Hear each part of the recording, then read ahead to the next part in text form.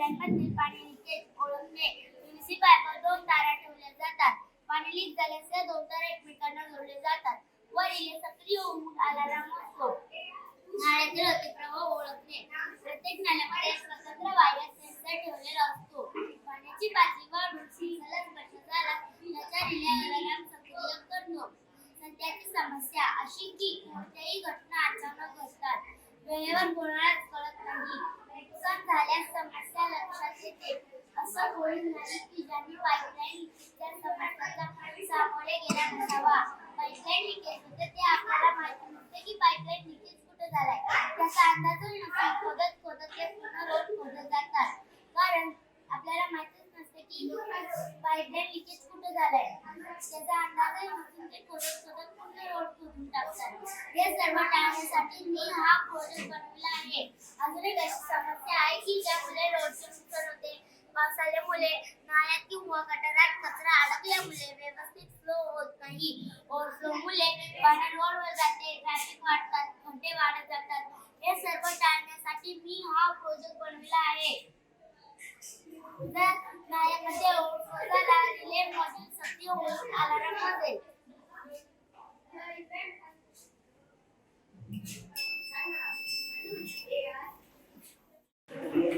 काय होतं की जेव्हा एखादा क्रॅक ब्रेक होतो तर लगेच होत नाही, तर हलकीशी एक क्रॅक जाते. पण ती क्रॅक माझ्या असते, सो त्यावरून ट्रेन पास होऊ शकते. पण युजली आपल्याकडे सिस्टम जे आहे एक माणूस दरवेळी जाऊन एक ट्रॅक चेक करतो. करेक्ट सिस्टम आहे ते 7 दिवसात किंवा 8 दिवसात. फॉर एक्झाम्पल आज गुरुवार आहे, आज चेकिंग झाली, उद्या माझा क्रॅक गेला, पण नेक्स्ट थर्सडे पर्यंत काय माझा मेजर होऊ शकतो. मग एखादा ऍक्सिडेंट पण होऊ शकतो. ते प्रिव्हेंट करण्याचे फ्री सिस्टम की जेव्हा एखादी ट्रेन पास होते तेव्हा ते युजली आपण जेव्हा पास होणार तर माझ्या ट्रॅक चेक करा. आपण डेमोचा चेक करू. इथे दिलं तुम्हाला हेली ट्रॅक ओके मूव्ह आहे, बट जशी ट्रेन समोरून जाईल ट्रॅक कडून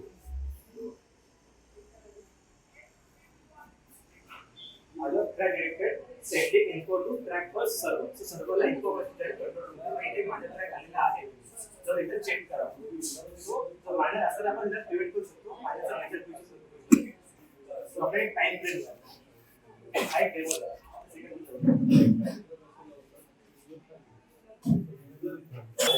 साठी ट्रेन पास होता गाबचे ट्रेड कर. सो गाबचे ट्रेड है ट्रॅक वर ट्रॅव्हल करत 4 किलोमीटर 5 किलोमीटर लांबपर्यंत ट्रॅव्हल. जर ट्रॅक ब्रेक असेल तर ते भाषा पास होणार नाही. सो त्या स्टेप वरती बेस्ट आपण एक प्रोजेक्ट केलेला आहे. यावरती आपण ती इमेज देऊया. तर लायब्ररीसाठी आपण ते सगळ्या लायब्ररीचे मोड लावले आहे.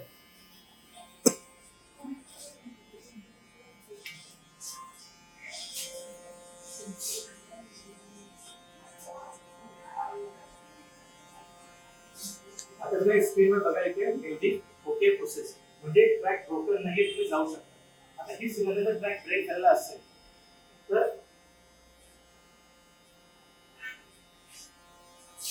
Track broker stop immediately. Directly motor मला कळेल की 2 किलोमीटर लांब ट्रॅक ऑलरेडी ब्रेक झालेला आहे, आपण स्लो डाऊन करायला पाहिजे. कारण की एखाद्या गाडी थांबायला थोडा वेळ मिळत आहे. गाडी मोठी आहे, स्पीड जास्त आहे, थोडा वेळ मोमेंटम जास्त आहे, थांबायला थोडा वेळ लागतो. अचानक गाडी थांबू शकत नाही.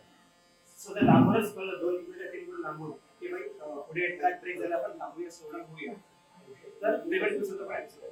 हा एक आपण प्रिव्हेंट करतो. की ट्रॅक वर ट्रॅक 2 वर काही इश्यू नाहीये. बट इन केस 2 ट्रेन समोर आल्या, इथे काय होतं पुढे ट्रॅक बघतो आपण. जेव्हा ट्रेन समोर येतात तेव्हा त्याला सिग्नल लागतो. बट जर टर्न वर असेल तर समोर आली कळत नाही, किंवा लांब असेल 4 किलोमीटर 5 किलोमीटर लांब तर कळत नाही, आणि गाडी एकदम समोर आली तर थांबायला आपण वेळ दिला पाहिजे. बट जर हे कम्युनिकेशन 3 किलोमीटर आधीच झालं तर आपण प्रिव्हेंट करू शकतो. तर त्यासाठी सिस्टम आपण दिलेली आहे. ही ट्रॅक 2 वर आहे, की ट्रॅक 1 वर आहे, डाऊन चालेल, काहीच नाही. पण जर सेम ट्रॅक असतील तर आपण चेक करू.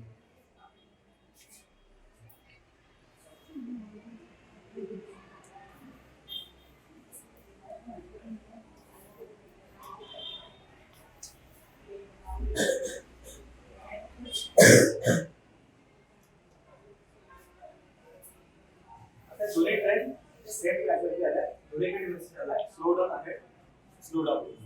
सो त्यांना आधीच कळलं की पुढे काहीतरी ऑब्स्टॅकल आहे, आपण थांबलं, स्लो डाऊन झालं.